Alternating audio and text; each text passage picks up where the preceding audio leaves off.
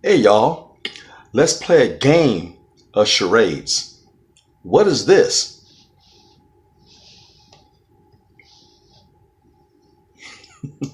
That's Mary Poppins and Aquaman looking over their back because Bumblebee is coming for that ass.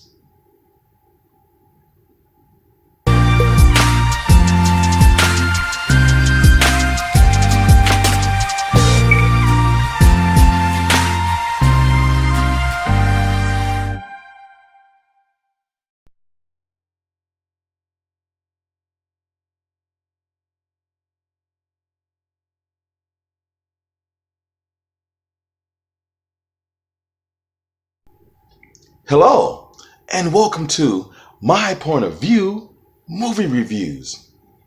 Today's review is for Bumblebee, the prequel in the Transformers series, directed by Travis Knight, starring Haley Steinfeld. This movie here is essentially about father and daughter story. When you're that close, what happens when you lose the love of your life, the pillar of strength in your life? How do you recover? And it takes a very special person or special something to replace that loss.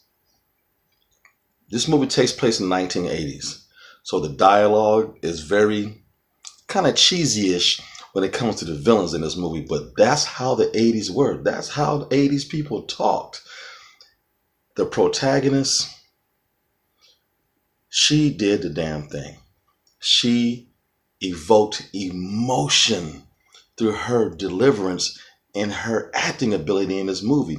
You really felt the connection between her and Bumblebee, which was lacking in all the other movies. Bumblebee was always cool, but it was lacking emotion. And animation has came a long way. As human beings, how's the first thing you do or the first thing you do when you meet somebody? How do you connect? How do you connect with another human? Through the eyes. That's the first form of communication sometimes. You feel somebody's spirit through the eyes. The animation in this movie, when you watch it on the big screen, you connect with Bumblebee through his eyes. It's amazing, amazing artistry and artwork what they did to this beautiful animated special effects.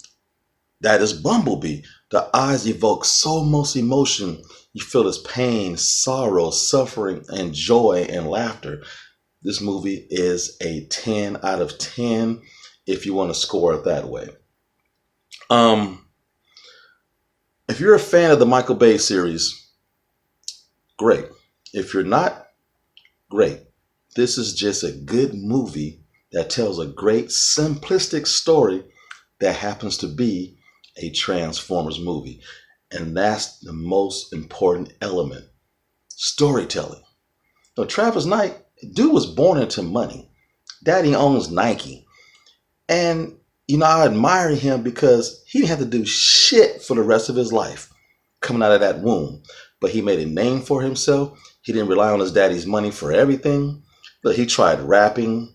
Then he got into directing. The dude is amazing. So us YouTubers, look, it gives us hope to come from humble beginnings or with money. Still pursue your dreams and pursue what you want to do in life. Travis Knight is a perfect example.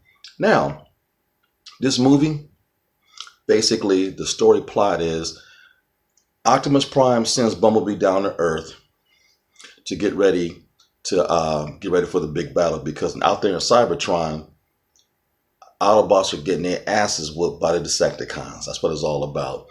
And the art design of these robots are simplistic. They went back to the G1 series. If you're a fan of the cartoon, you're going to be pleasantly surprised. The sound effects are there. They look like the robots we grew up with from our childhood. So it brings out the best in you when you're watching this film, because you're like, yes, this is relatable. Those other Transformers, they did not look like the original Transformers, nor did they even sound like them when they transform or anything like that.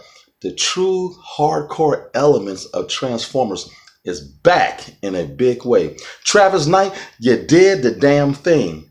Now, should you spend those monies? Abso-freaking-lutely. This movie is good. With December 21st coming up, Mary Poppins, you about to get your ass whooped. And Aquaman, dude, you should have moved your date. Now, Aquaman might still be the big winner as far as the box office, but this movie here will have legs, longevity, and Transformers is back in a big way. This is the damn joint to go see for Christmas. Spend those monies. With that, I say thank you. Until next time. Hey, you know what? It's just my point of view.